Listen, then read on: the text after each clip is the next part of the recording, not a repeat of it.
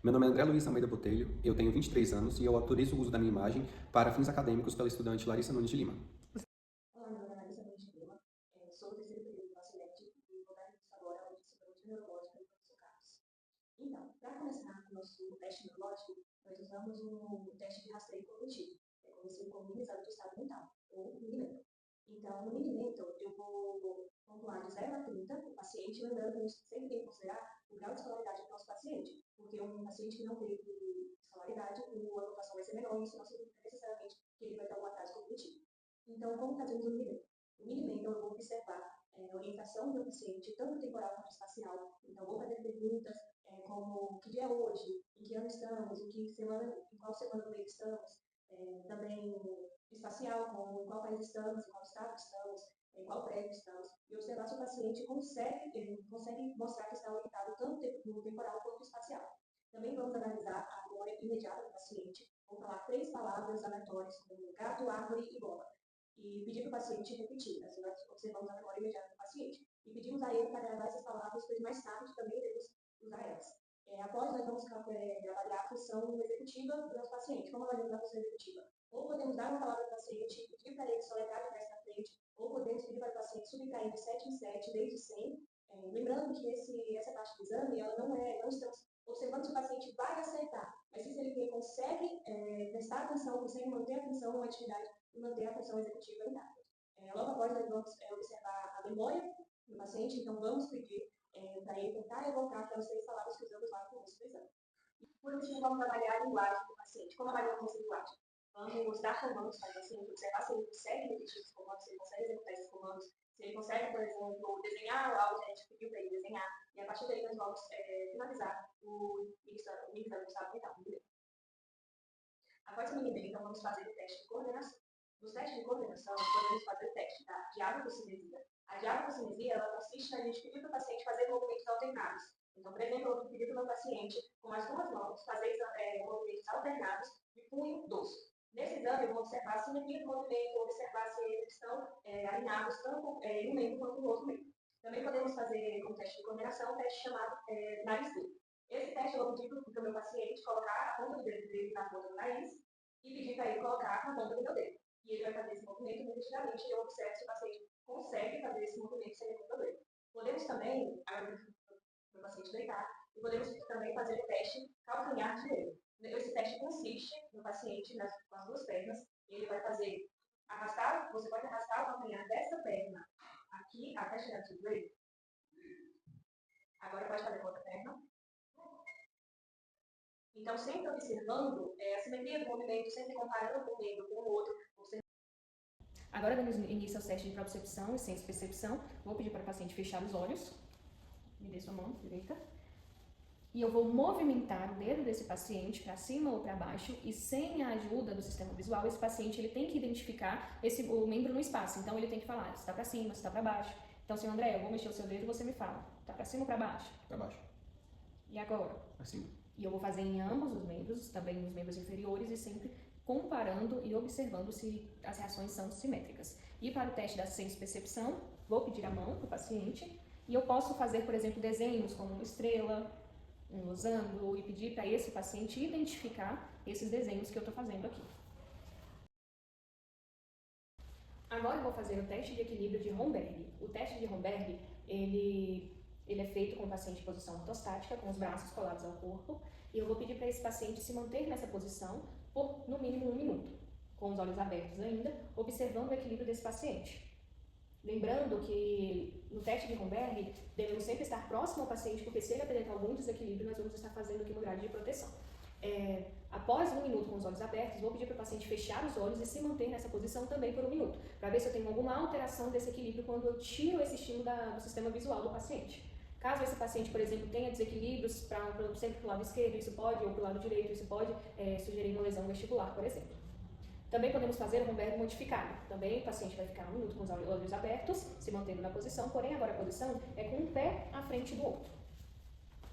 Isso. E vou pedir para o paciente ficar 1 minuto nessa posição. Primeiro com os olhos abertos e depois com os olhos fechados. E observar se tem alguma alteração de equilíbrio. Pode mandar. E agora, Para o teste de marchas, nós vamos ter a marcha normal, onde eu peço para o meu paciente andar de um ponto até um outro e eu apenas observo essa marcha, eu observo se tem alguma simetria, se esse paciente tenta compensar ali o centro de gravidade dele, se ele tem alguma instabilidade postural, então eu vou observando. Posso fazer o teste da marcha em tandem, que seria, vou pedir para o paciente andar com um pé à frente do outro, como se ele estivesse andando, se equilibrando em cima de uma linha, observar o equilíbrio do paciente. Posso também fazer o teste da marcha de calcanhares, então pedir para o paciente andar com os calcanhares, observar a dorsiflexão do pé dele. Também a marcha na ponta dos dedos, onde o paciente vai andar apenas na ponta dos dedos. Então, esses são alguns testes de marchas que podemos realizar no exame neurológico. E temos também algumas marchas muito características, patológicas, que teríamos como exemplo, por exemplo, a marcha parkinsoniana, onde o paciente tem dificuldade de iniciar os movimentos e depois ele tem movimentos curtos, ficando mais rápidos e tem uma instabilidade postural. Então, ele tenta compensar o centro de gravidade colocando o tronco para frente. Temos também a marcha ceifante, onde o paciente ele vai fazer movimentos em semicírculo com uma perna. Temos também a marcha atáxica, que seria uma marcha de pacientes, por exemplo, que tiveram algum comprometimento cerebelar.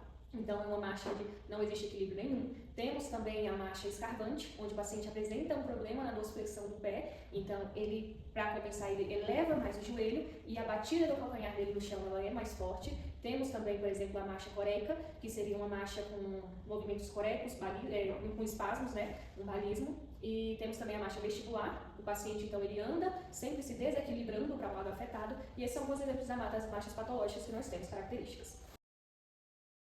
Agora passamos para o exame dos reflexos patológicos. Os reflexos patológicos são Hoffmann, nos membros superiores, e Babinski, nos membros inferiores. Para esse teste, eu vou pedir para o paciente retirar o prostato.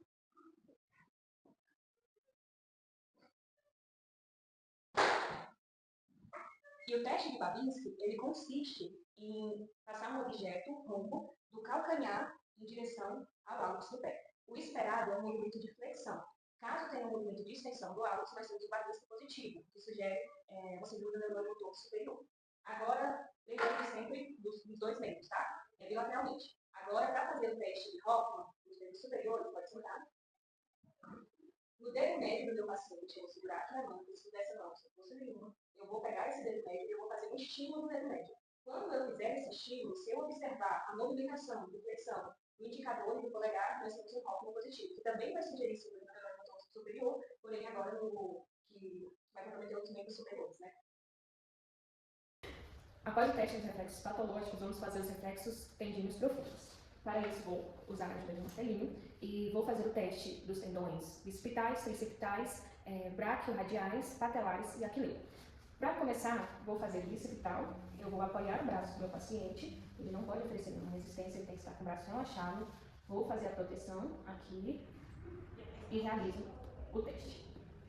Para fazer o teste do tendão tricipital, vou segurar o braço do meu paciente aqui, localizar o tendão tricipital e realizar o teste.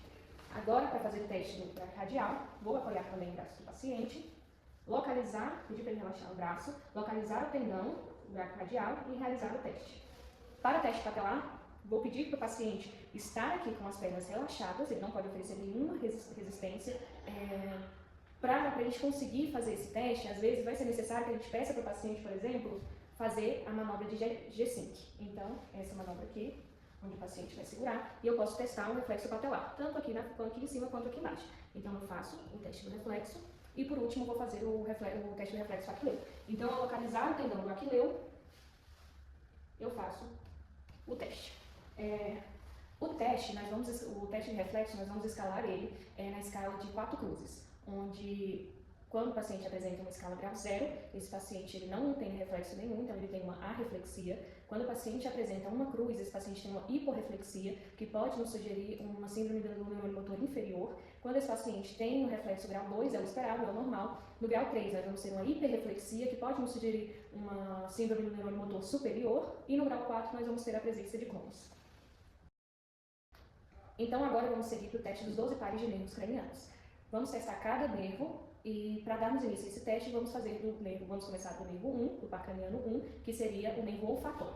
Para fazer o teste do nervo olfatório, vou embebedar uma gase com uma substância comum, de fácil identificação pelo paciente. Usamos preferencialmente café, ou, por exemplo, sabonete. Então, para fazer esse teste, eu vou comparar, sempre comparando ambas as narinas, e vou fazer o teste isoladamente. Então, eu vou pedir para o paciente tapar a narina pedir para ele sentir o cheiro do algodão e se ele consegue identificar esse cheiro. Logo após, eu vou fazer o teste com a outra narina e observar se eu tenho alguma diferença. Para fazer o teste do segundo par de nervo craniano, nós vamos ter o nervo óptico. O nervo óptico, vamos fazer o teste tanto do campo visual dele, vamos tapar um olho, pedir para o paciente olhar fixamente para frente e falar quando esse dedo aqui some da vista dele. Então, vamos ver a vista nasal dele e a periférica, a central e a periférica.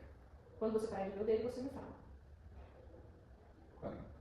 Vamos testar ambos os olhos, observar se esse paciente tem o campo visual íntegro ou se ele pode apresentar alguma hemenopsia. Vamos testar também o nervo óptico, a acuidade visual. Usamos principalmente a tabela de Snellen hoje, que pode nos dar um teste muito completo, tanto da acuidade visual, questão do grau de visão do paciente, ou também se esse paciente ele tem alguma alteração na visão dele de cores, por exemplo, um daltonismo. Para fazer agora o teste do terceiro par craniano, nós fazemos ele conjuntamente com o quarto e o sexto par, que seria o terceiro sendo o oculomotor, o quarto troclear e o sexto par o abducente. Todos esses três nervos, eles são responsáveis pela inervação motora ocular. Então, para fazer esse teste, vamos pedir para o paciente olhar fixamente para o dedo e fazer um movimento de H. Sempre observando se esse paciente ele precisa compensar mexendo a cabeça ou se ele consegue seguir o dedo em todos os lados, tá? E sempre comparar os dois olhos, observar se tem a presença de algum nistagmo, observar a amplitude do movimento visual desse paciente. E no caso do oculomotor também vamos poder observar, por exemplo, a contração pupilar desse paciente, se esse paciente pode apresentar alguma midríase. Em continuidade ao quinto par de nervo craniano, nós temos o nervo trigêmeo. Lembrando que o nervo trigêmeo ele vai ter três ramos, o ramo oftálmico, maxilar e mandibular, sendo esse último misto, tanto função sensitiva quanto motor. Então, nós vamos testar a sensibilidade do ramo oftálmico e do ramo maxilar, de ambos os lados, perguntando se o paciente está sentindo o estímulo. Consegue sentir o estímulo? Sim. Aonde? Lado esquerdo na testa. Agora consegue sentir? Sim. E sempre comparando. Então, vamos fazer do oftálmico, vamos fazer do maxilar e, por último, do mandibular. E para testar o motor do mandibular, nós vamos pedir para o paciente fazer movimento de mastigação. Enquanto ele faz esses movimentos, nós vamos observar se eles são simétricos, se tem algum desvio da mandíbula para algum lado e se ele consegue manter a força da mastigação. Vamos passar então para o sétimo par de nervo craniano, que é o nervo facial. O nervo facial ele é responsável pela mímica do rosto. Então, posso dar alguns comandos para o paciente, como mostre os dentes, franza a testa, faça careta, faça um bico, e observar sempre a simetria de ambos os lados, se os lados se mantêm simétricos. E também no teste do nervo facial, ele é responsável por inervar a parte sensitiva de dos dois terços anteriores da língua. Então, eu posso dar alguma substância, colocar na ponta da língua, alguma substância doce, azeda, e pedir para o paciente identificar qual seria essa substância, se é salgada, se é doce ou se é azeda. Para o oitavo par de nervo craniano, o vestíbulo coclear, ele é responsável tanto pela audição quanto pelo equilíbrio. Então, para o teste de audição, podemos tanto sussurrar com o paciente, observar se ele consegue manter essa escuta de ambos os lados. Podemos fazer também o teste de Riemann-Weber com diapasão, que consiste em comparar a audição aérea desse paciente com a audição aqui nessa protuberância óssea do temporal, essa audição óssea, e perguntar para ele qual ele consegue sentir melhor, ele consegue ouvir melhor. Isso pode nos indicar tanto alguma obstrução ou pode até indicar uma lesão central. E o teste de Weber, que consiste em colocar o diapasão no topo da cabeça e observar se esse paciente consegue sentir melhor de algum lado. Passando agora para a parte do equilíbrio, a parte vestibular, podemos fazer o teste de Romberg, que eu já mencionei aqui antes, tanto o Romberg normal quanto o Romberg modificado, e observar se esse paciente pode apresentar algum desequilíbrio, principalmente esse paciente, se ele tiver algum comprometimento vestibular, ele vai apresentar o desequilíbrio sempre para o mesmo lado da lesão, e aí a gente consegue fazer o teste tanto o auditivo quanto o vestibular do oitavo par. Passando para o nono par, ele é testado conjuntamente com o décimo par. Então, no nono nós temos o glosso faríngeo e o décimo o nervo vago. Eles são responsáveis pela deglutição, pelo reflexo de vômito, reflexo de engasgo, são responsáveis pela inervação da úvula, do palato mole. Então, para fazer esse teste, eu vou pedir para o paciente abrir a boca e falar E eu vou observar a elevação do palato mole desse paciente, a úvula, se essa úvula está centralizada ou se ela tem algum desvio. Também posso, enquanto o paciente está com a boca aberta, posso provocar um reflexo de vômito nesse paciente, para ver se esse reflexo de vômito está comprometido ou não. Observar também a voz do paciente, se ela está nasalada, e assim a gente consegue testar tanto o nono quanto o décimo par. Para fazer o teste do 11º par, que é o nervo acessório, ele é responsável pela inervação dos músculos esternocleidomastoide e do trapézio. Então, eu vou pedir para o paciente elevar os ombros, observar se tem alguma assimetria. Vou também oferecer resistência e pedir para ele continuar elevando os ombros para ver se ele consegue, se essa força está alterada ou não. Também posso fazer o teste, pedir para o paciente virar a face para o lado aqui contrário e pedir para ele olhar para o centro enquanto eu ofereço resistência. E aí eu consigo observar a força muscular desses músculos que são inervados pelo nervo acessório. E por último, o teste do 12º par de nervo craniano, o nervo hipoglosso, ele é responsável pela função motora da língua.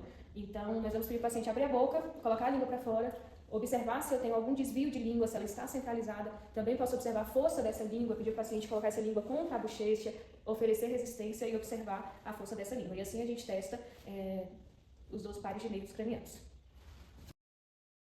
Agora nós vamos fazer o teste de força. Vou pedir para o meu paciente se deitar. O teste de força, eu vou observar a força tanto dos membros superiores como inferiores. Mas aqui, para exemplificar no vídeo, vou usar aqui o membro superior.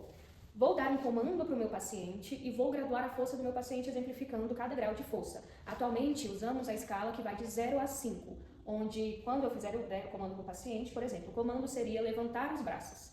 Então, quando o paciente apresenta um grau de força igual a 0, após dar esse comando, eu não consigo perceber nem a contração muscular do paciente, eu não consigo perceber nada no membro que eu estou avaliando.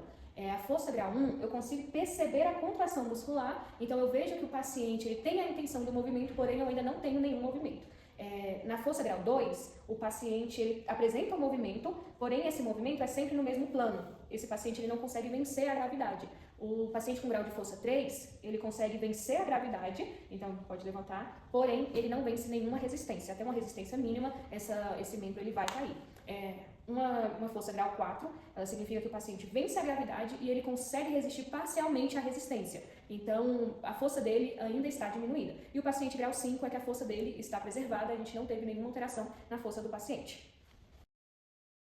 Agora, passando para a escala de Coma de Glasgow modificada, o que é a escala de Coma de Glasgow? A escala de Coma de Glasgow é a ferramenta que a gente usa para observar o nível de consciência do paciente. Então, a gente observa o nível de consciência desse paciente. A gente faz a escala de Glasgow pontuando 3 aspectos: oculares, o aspecto ocular, o aspecto verbal e o aspecto motor. E na escala de Coma de Glasgow modificada também o pupilar. Então, ela é uma escala que vai de 0 a 15, com o pupilar a gente coloca mais 2 e a gente vai ter valendo 4 pontos da resposta ocular, onde se o paciente ele tem uma abertura ocular espontânea, eu vou pontuar 4 pontos. Se esse paciente tem uma abertura ocular apenas com comando de voz, com chamamento, ele pontua 3 pontos. Se esse paciente tem uma abertura ocular apenas com dor, ele vai pontuar 2 pontos. E se ele não tem abertura ocular, ele vai fazer apenas 1 ponto. Na parte verbal, se esse paciente ele não está confuso, ele vai pontuar 5 pontos se ele fala normalmente, 4 pontos caso ele apresente alguma confusão na fala dele, ele pontua 3 pontos se ele estiver falando palavras inapropriadas, 2 pontos se esse paciente apenas murmura, se ele não consegue realmente falar nenhuma palavra, e 1 ponto se ele não fala nada. Para a parte motora, nós vamos ter a pontuação de 6 pontos. 6 pontos se esse paciente obedece a comandos. 5 pontos se esse paciente consegue identificar o local da dor. 4 pontos se ele apenas retira o estímulo da dor. 3 pontos esse paciente vai ter se ele tiver uma flexão anormal, que a gente chama de decorticação. 2 pontos se esse paciente tiver uma extensão anormal, que chamamos de descerebração. E 1 ponto se esse paciente não apresentar nenhum movimento. E aí agora com o reflexo pupilar, vamos testar as pupilas, e se eu tiver 2 pupilas reagentes, eu tenho mais 2, se eu tiver apenas uma pupila, mais 1. E se eu não tiver nenhuma, 0 ou menos. Finalizo então o meu vídeo de semiologia neurológica, testamos o mini exame do estado mental, o mini mental, observamos os reflexos patológicos, os reflexos tendíneos profundos, observamos os testes de equilíbrio, propriocepção, senso-percepção, fizemos os testes dos 12 pares de nervos cranianos, avaliamos força, reflexo e finalizamos também com a escala de Coma de Glasgow modificada. Então, assim eu finalizo o meu vídeo. Muito obrigada.